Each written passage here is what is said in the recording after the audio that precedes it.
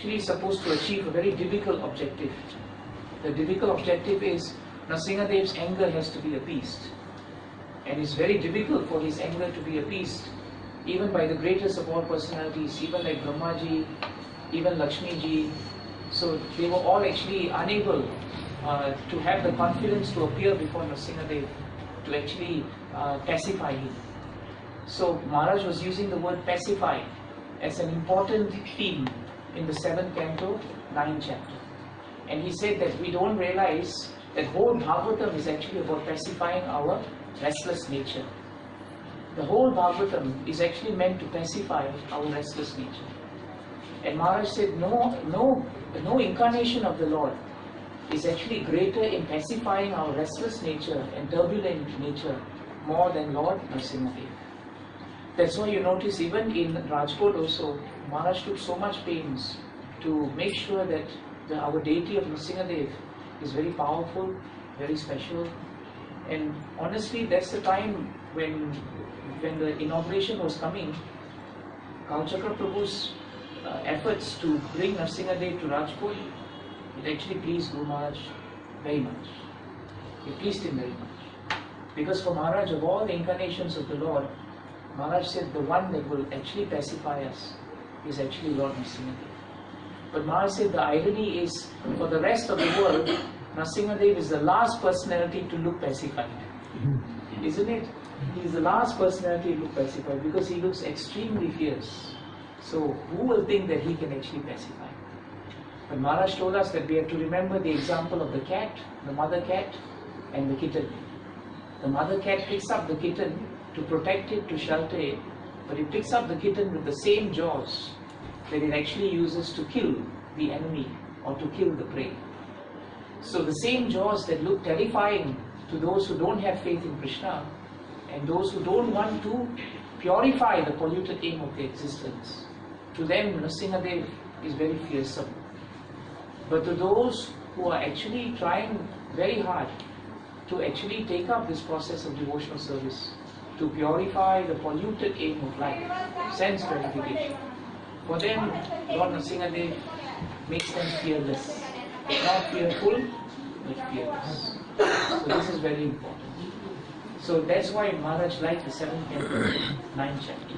So maybe we just take one short verse, don't take too long because you also have to take some prasadam. And just let's hear. Actually the best way to freshen up is not to use the bathroom, it's actually to hear Bhagavatam. That's freshening up actually. And nice kirtan is there, so let us just read one of the verses. The first verse we can start with is 791 of Srimad Bhagavatam. Prahlad pacifies the Lord with praise. And we are so fortunate that in our yatra this time, we have Prahlad with us actually. There he is, he's sitting right there and he's Prahlad. And we all know that tomorrow is his appearance day. It's actually his appearance day. And the last time when I met him, I remember giving him a gift of some Lakshmi, which his father stole away from him. And then we used to give him. So I just told him just now that, Prahlad, this time, because you are here, we are all going to give you presents tomorrow. Somehow or another. Right? And we are going to give it such a way that it doesn't enter Prabhu's pocket. But really, I think the best blessings he can have is that we should all pray that his generation, particularly him, he should become a future leader to carry the flag of Bhagavatam and to carry the flag of our beloved spiritual master, Srila Prabhupada. So Prahlad, we are now, in the mood to remember that tomorrow is a very auspicious day. We start our first trek up Mahobalam, and it's also your birthday. And we all pray, that you will have a wonderful spiritual life. You'll also get the Xbox that you want. Not to worry. But apart from that, you will always have our support and you will always have our service. Thank you to Balaram Prabhu and Purnima Mataji. Purnima Mataji is Maharaj told me she's the bedrock of Balaram Prabhu. Bedrock means she's the foundation. Though Balaram Prabhu looks very strong, she told me that he's actually very weak, but she's very strong. So Purnima Mataji, thank you very much also for coming now and for being with us. We hope to take more of your association also. Let's read the first verse. Shri Narada Uvacha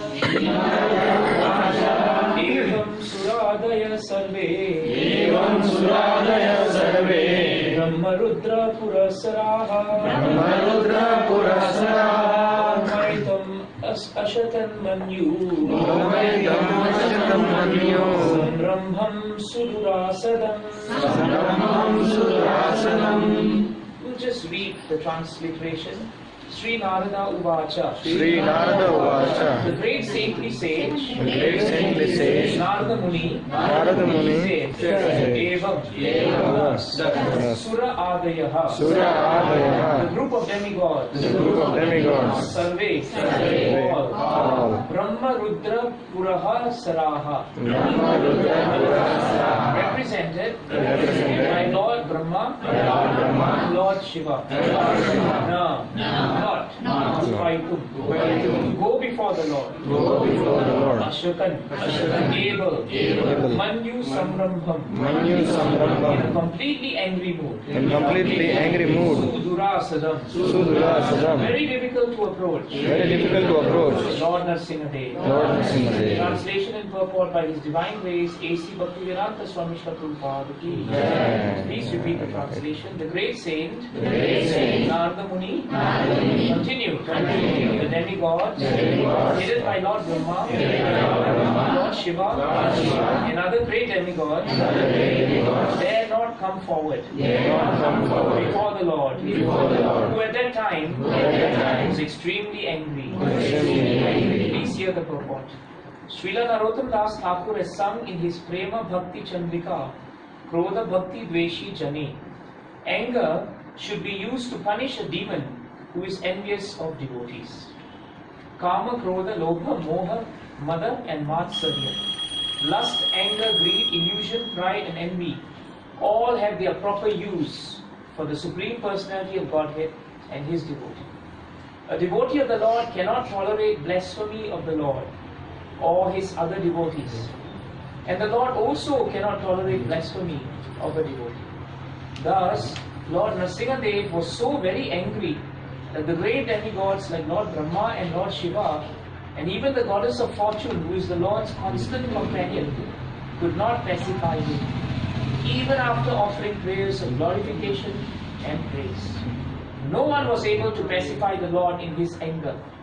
But because the Lord was willing to exhibit his affection for Prahlad Maharaj, all the demigods and the others present before the Lord pushed Prahlad Maharaj forward to pacify him.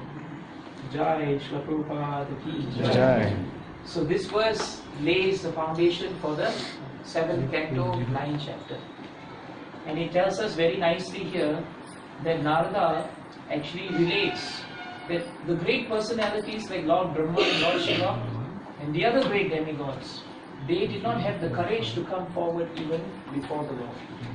And in fact, Prabhupada writes in the purport that even Mother Lakshmi was not ready to approach Krishna in the form of Nrsimhadev. So that is why it's very important for us to understand that actually the whole world, we should never minimize the power of Krishna. Maharaj told us very often that Krishna is so powerful that in the 3rd canto, 26th chapter, 25th chapter, you find description that all the great forces of nature, they are actually moving out of fear of the Supreme Personality of God. And Prabhupada writes very clearly here that even though these impediments of devotional service, like lust, anger, greed, illusion, all these are actually impediments to our devotional service. And we should be very careful to avoid them. So, in this purport, Maharaj paid close attention to this different kinds of obstacles to devotional service.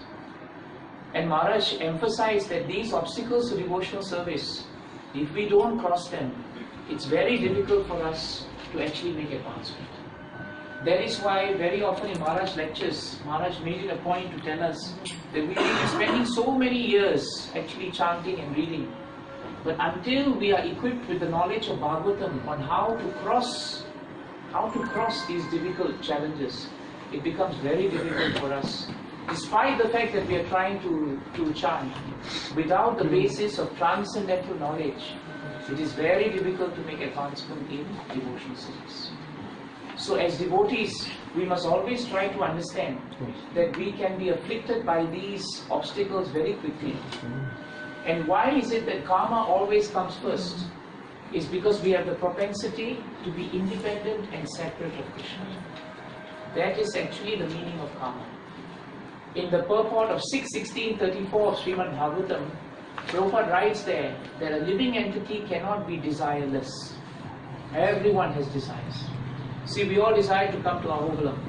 Somehow or another, by the desires of the devotees, we also have a bonus. We are now with Sutta Prabhu and Sri Lakshmi Mataji. We had some desire somehow to come here, but Krishna fulfilled it. So the point Maharaj always emphasized to us is, nobody can be free of desire. But the real test is, we should understand, desires that can never be fulfilled, those desires are considered karma. So Maharaj said, how to know when a desire cannot be fulfilled? You will know when a desire cannot be fulfilled when you become frustrated, when you become illusioned, when you become angry, when you become frustrated. The frustration and anger that you show in this material world is just a symptom of unfulfilled desires. Supposing sometimes the husband is supposed to behave in a certain way with the wife. The wife desires that the husband should behave in a certain way. Just being loving, being kind. And because that desire is unfulfilled, Maharaj said, for the whole lifetime, the wife becomes very morose. And when she becomes morose, the husband thinks that she is not interested. The husband thinks that she is neglectful. But Maharaj said this is the classic situation of headache and stomachache. The reason for us becoming morose is because something in our desire is not being fulfilled. That is why an expert devotee should understand the masses. When we meet the devotees, when we meet the living entities, we know that they are all frustrated. And this frustration is a symptom of unfulfilled desires. Hiranyakashipu, in Prahlad Maharaj's pastimes, no matter how many desires he had, he was always unfulfilled. Ravana in Ramayana also, no matter how many desires he tried to fulfill with his opulence, with his greed, with his power, he was never satisfied. Maharaj told us in Ramayana, Mandodari was the perfect wife. She was chastity personified.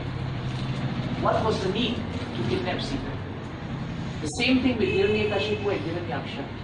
What was the need for Hiranyaksha to spoil for a fight in the universe? He had conquered everything, and yet unfulfilled desire. So Maharaj told us that when we have desires which cannot be fulfilled, and when we try to fulfill them and we cannot fulfill them, then we should know that these desires Krishna does not want. So sometimes the way out of frustration is not to depend on the other living entity. Very often we think that I will become fulfilled when this person does this and that person does that. But Prahlad Maharaj did not depend on his father becoming better. If you notice one very important point in Prahlad Maharaj's pastime, Prahlad Maharaj never depended on Hiranyakashipu to become a better person. Because Prahlad Maharaj only depended on the Supreme Lord. He didn't depend on anyone else. That is why in this pastime, Prahlad Maharaj alone can pacify Nrsimhadev. Because more even than Lord Shiva, Lord Brahma and even the goddess Lakshmi, Prahlad Maharaj is far excellence when it came to depending on Supreme Lord. That's why right up to 7th canto, 8th chapter, when Hiranyakashipu actually hits the pillar and Nrsimhadev comes out, we see that Prahlad Maharaj is unfazed. The word unfazed means undeterred.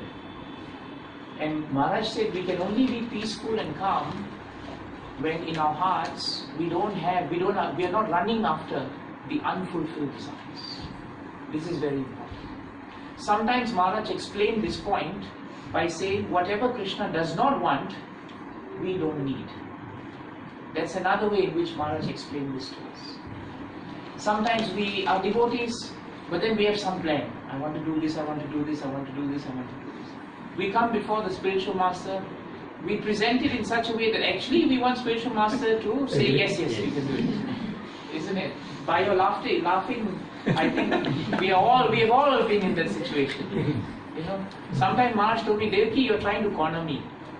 You're putting me to the corner because you want me to say yes to something. But I'm not going to say yes. Because if I say yes to it, then I'm not your spiritual master. You become my spiritual master. So actually Maharaj said, it's very important that the way to come out of unfulfilled desire is to leave your desire at the lotus feet of Krishna and Guru. Leave it at their lotus feet. And let them decide if the desire should be fulfilled or not. Maharaj said, those who are running after unfulfilled desires, they waste so much time that they lose time that can be used for devotional service. That's why 2 days ago on 2nd December, or is it on 3rd December? 3rd December, Maharaj's point of Vyas Puja in his calendar was that we have to steal the time. We have to steal time. Those who are pacified by nature, they are peaceful. They can only be peaceful if their desires are dovetailed towards Krishna. Prahlad Maharaj had no other desire except to please the Lord.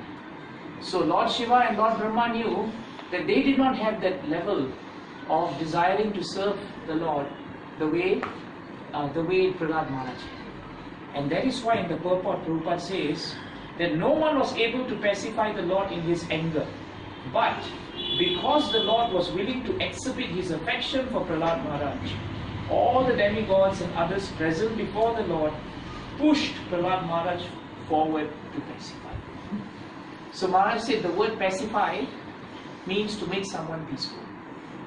It means to soothe someone. And actually devotional service is meant for that. Whenever we talk about going back home to Godhead, Maharaj said that's very good. But if you tell the man on the street that if you take up Krishna consciousness, you go back to Godhead, he'll say, I'm not interested in what happens to me after I die. Because who knows what happens to me after I die? I don't know what Godhead is. I don't know who God is. What to speak of Him. So what I want to know is, what can I do now? And this was the speciality of Bhagavatam that Maharaj gave us. Maharaj said, if you give the man on the street, that means all of us, we are the men on the street. If you tell them that at every junction of your life, when there is a danger, when there is a challenge, when there is a Hiranyakashipu, if you have unflinching devotional service at the lotus feet of Krishna, you follow all the instructions of the spiritual master and Prabhupada, then you will become pacified. Then you become peaceful. Maharaj gave the example of Pacific Ocean. He said the word Pacific Ocean is coming from pacified ocean. Pacific Ocean's specialty, Maharaj said, is that so much, millions of gallons of water are being downloaded, so to speak, into the ocean from rivers all over the world. Largest ocean in the world. And yet, at the depths of the ocean, it is very calm. Even though so much activity is going on at the top of the ocean, the actual nature of the ocean, deep, is always peaceful. So Maharaj told us this is how we have to live in this world. And that's how Prahlad Maharaj actually approached Krishna. He was harassed by Hiranyakashipu. We will also be harassed, not by Hiranyakashipu. We don't have the privilege. It's a great privilege to be harassed by a great demon like Hiranyakashipu, because don't forget, they're Jai Vijay. We won't get there. But because we have forgotten the instructions of the spiritual master, we will have to be harassed by the material laws of nature. Maharaj told me, if you don't obey me, Devaki, then the material laws of nature are just waiting to attack you. If you don't obey me, the 4 defects that will afflict us, they will just descend on you. But Prahlad Maharaj says, I will find the prayer. There is a verse actually in 7th canto, or I know it's 7th canto, but maybe 5th chapter, where what he learned in the womb, where he talks about the spiritual master, and in the purport, Prabhupada makes it very clear that the 4 defects that we are all afflicted by, we can be untouched and we can cross over them just by following the instructions of the spiritual master. All 4 defects will not touch us. So this is something we should think about in the next day and a half, how this happens. And Maharaj explained this very nicely to us.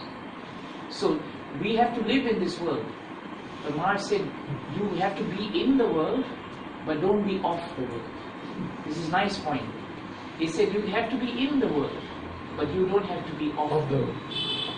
Lotus flower is in the muddy waters. And lotus flower is never touched by the mud. Lotus flower is lotus flower. So we also, so much of karma is coming. But the test is, that which cannot be used for Krishna, we don't know. So don't live in unfulfilled desire. A lifetime of frustration is a lifetime of forgetfulness of Krishna. And the moment we cannot fulfill our desires and don't dovetail our desires to Krishna, then what happens? We are afflicted by krodha. Then anger will come. So very often, I ask Maharaj, Prabhupada says very often anger can be used in the service of Krishna. So Maharaj said, those devotees in Bhagavatam who got angry, they could control their anger. You can't control anger. Anger is controlling you. So don't fire a devotee and then say, Prabhu, I'm exhibiting transcendental qualities. Because you know why? I'm using my angry nature in your service. I'm purifying you by shouting at you. No, that is not the truth. So we have to be very careful with anger. And the only person who can actually control anger is one who is controlling the senses. And that was only Prahlad Maharaj. Lord Shiva, Lord Brahma Maharaj told us, they were not totally in control of their senses, even though they were exalted personalities. Brahmaji showed in Bhagavatam that the moment he created a creature that looked very beautiful, he actually ran after. So Maharaj said that is evidence that he could not control his senses. Lord Shiva saw Mohini Murti and he became completely bewildered. So again the second evidence in Bhagavatam that he was also not in control of his senses. When the three cities, Tripura, when Mayadanava actually made that well, and all these demons went into the well and they became rejuvenated, Lord Shiva, who was shooting arrows, he became morose. So Maharaj said, therefore, he himself was not in control of the senses. How can someone who is morose give you the gift of not being morose? I can only give you what I have. If my bank balance is $10, I can't give you $11. In fact, I can't give you anything more than 10. So Maharaj said, it's evident here that Prahlad Maharaj, he possessed complete control of his senses. Otherwise, Maharaj said, how can a child standing before a demon of the stature of Hiranyakashipu be completely peaceful and with great conviction say that he is in the pillar, that the Lord is everywhere? No one can do that. No one. And Maharaj made a point that the moment we become angry, the symptom of why we are angry is because of the fact that we want something but we can't have it. That is why lobha is there. When you are greedy and you cannot fulfill the greed, you will become angry and frustrated. And when we are running after the desires and don't get that, we become angry. We are angry and frustrated, but the desires remain. Desires will convert into greed. And no matter how much you try to take care of greed, there is no end to greed. No end. That's why Maharaj said the best way to come out of greed is you just serve the devotees. Maharaj said if you want to stop being greedy for yourself, you become selfless. Otherwise, greed is actually all about, I want everything, I want everything. That's one very important. One time we were in Baroda. I'm remembering, because Prabhu, this picture of Maharaj is actually in Baroda temple. You remember, Prabhu? Just few hours we were there, and Maharaj was there. And we went to one factory or somewhere to sit down to meet the owner for a while, you know. And then in Dwarka, last time we were in Dwarka, no Rajkot. So that time I remember Maharaj was, we were there, and it was greed, unfulfilled. So the best way to lead is to serve. Yeah, serve. So Maharaj was in that office of the man, and then Maharaj told me that we are doing all this because we just want to serve Srila Prabhu.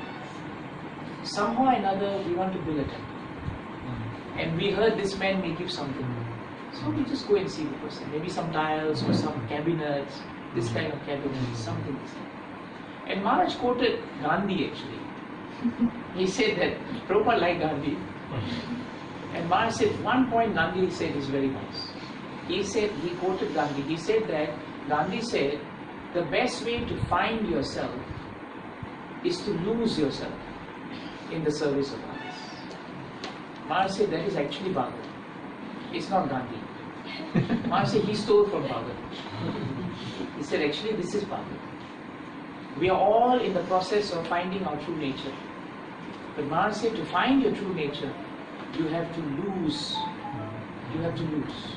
What do we lose? We lose our current nature. Our current nature is selfish. Our current nature is self-centered.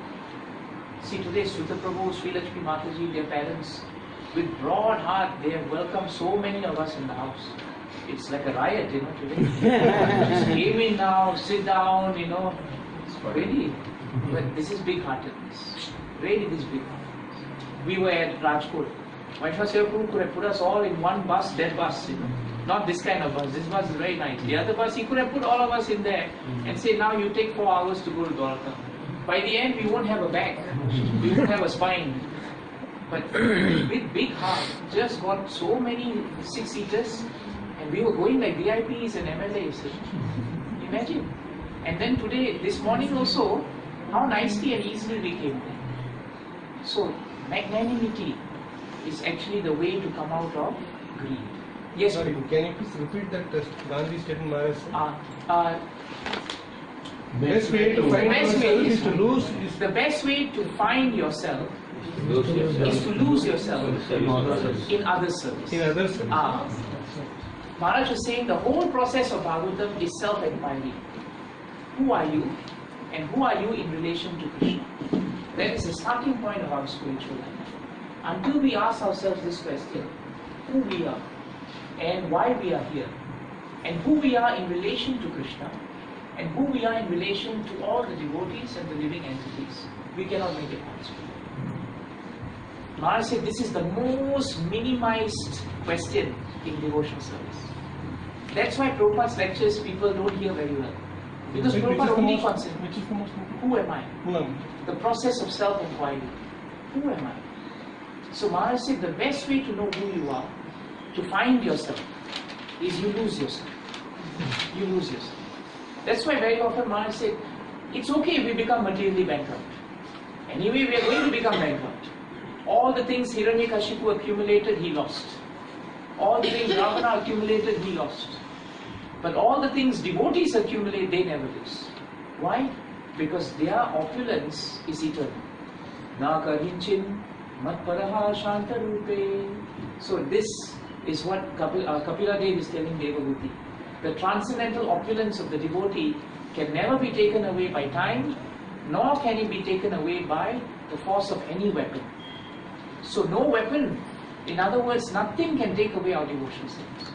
This is what frustrated Hiranyakashipu actually. He was most frustrated not just by his eternal enemy Vishnu, but by the fact that his son did not depend on him. But his son depended only on Vishnu. This thing, Maharaj said, frustrated him to no end. To no end. Because Prahlad Maharaj found himself by losing himself in the service of God. That is why, so young, after learning from Narada Muni, he changed all his classmates' hearts. That's why, what are the two teachers? Is it Amarka and Chanda. Yeah, they were very scared. Because they realized now that he had changed all of them. They were all Krishna conscious. Why? Because he is Krishna conscious. So Maharaj told, at least specifically that day in Baroda, he told me one very important thing. If you really want to advance in devotional service, you must plunge. You must take a leap of faith. You cannot say, let my material arrangement work out nicely, and then I jump. You cannot say, I will take care of business, and then I jump. You can't take care of business because business is going to go. But devotional service is eternal. That's why Maharaj said, the source of income is not the source of maintenance. This actually, Hiranyakashipu did not understand, but Prahlad Maharaj understood. He knew that the source of his maintenance was not his father, but his Supreme Father. And that is why he was peaceful. So Maharaj said the formula to becoming peaceful is found in this. To know yourself, to find yourself, you please lose yourself. lose yourself in the service of others. The less we think of ourselves, the faster we advance in devotion service. The more we think of Krishna, Guru and the devotees, the more our lives are molded in such a way that they are in front of us, will always be perfect. And that is why Prahlad Maharaj was the fitting candidate to appear before Lord Krishna. Jai Granthara Srimad Bhagavatam.